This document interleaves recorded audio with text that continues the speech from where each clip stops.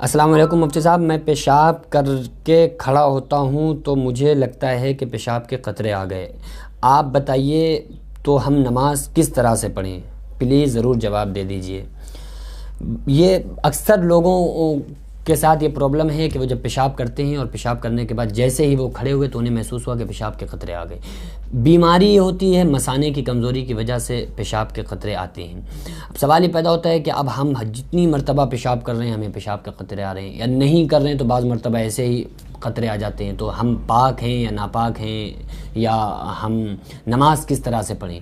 بہت سارے لوگوں کو تو نماز پڑھتے میں جیسے رکوع میں جاتے ہیں، رکوع سے کھڑے ہوتے ہیں تو ان کو محسوس ہوتا ہے کہ پیشاب کے قطرے آ گئے۔ تو سب سے پہلے آپ یہ سمجھیں کہ اگر پیشاب آپ نے کیا اور آپ جیسے ہی کھڑے ہوئے تو آپ کو محسوس ہوا کہ پیشاب کے قطرے آ گئے، تو اگر واقعی پیشاب کے قطرے آئے تو پھر تو اس کا علاج کرائیں، کہ ڈاکٹر سے علاج کرائیں کہ بھئی پیشاب کے قطرے آ رہے ہیں تو مثانہ مضبوط ہونے کی وہ دوا دے گا۔ اور آپ ایک کام یہ کریں کہ جیسے ہی آپ کھڑے ہوں آپ کو محسوس ہوا پیشاب کے قطرے آ گئے تو آپ تھوڑا سا پانی لے کر رومالی پر چھینٹا مار لیں۔ لیکن ایک پرابلم یہ ہے کہ اکثر نوجوان کا ذہن میں یہ خیال رہتا ہے کہ پیشاب کے قطرے آ گئے، لیکن پیشاب کے قطرے نہیں آتے، بس ان کا ذہن خیال یہ ہوتا ہے کہ قطرے آ گئے۔ تو ان کے لیے علماء نے ایک طریقہ لکھا ہے کہ وہ جیسے ہی پیشاب کر کے کھڑے ہوں اور انہیں محسوس ہو کہ پیشاب کے قطرے آ گئے تو تھوڑا سا پانی لے کر رومالی پر مار لیں، چھینٹا پانی کا مار لیں۔ اب اگر ان کو یہ ذہن میں خیال آئے گا کہ ہمیں قطرے آ گئے، شاید قطرے آ گئے، تو وہ پھر ان کا گمان یہ جائے گا کہ نہیں، میں نے چھینٹا مارا تھا پانی کا، شاید پانی ہوگا،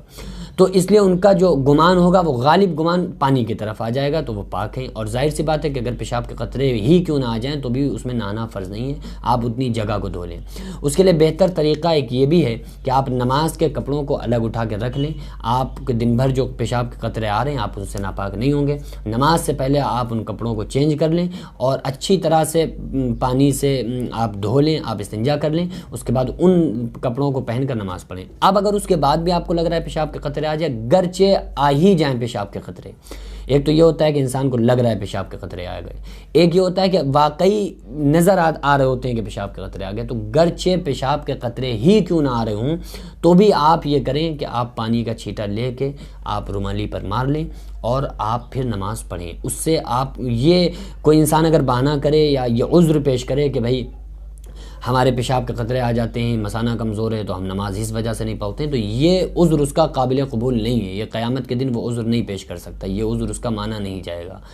تو وہ اس کنڈیشن میں بھی اسلام نے تو سارے سلوشن آپ کو بتائے ہیں کہ آپ کہ بیماری اور پرابلم بھی بتائیں اور ان کے جواب بھی بتائیں۔ تو اگر کسی انسان کے ساتھ یہ پرابلم ہے تو وہ میں نے جو طریقے بتائے ہیں ان تمام طریقوں میں سے کوئی ایک طریقہ چوائس کر لے، جیسی اس کی مرضی، جیسی اس کی پسند ہو، اس طریقے پر عمل کر کے وہ انسان نماز پڑھے۔ اور بہتر ہے کہ وہ پھر اس کے علاوہ اگر واقعی اس کو پیشاب کے قطرے آتے ہیں تو ڈاکٹر سے مشورہ کر کے، حکیم سے مشورہ کر کے اس کا علاج کرائے۔ باقی نماز کو پابندی سے پڑھیں، نماز کو چھوڑنا کسی حال میں بھی جائز نہیں۔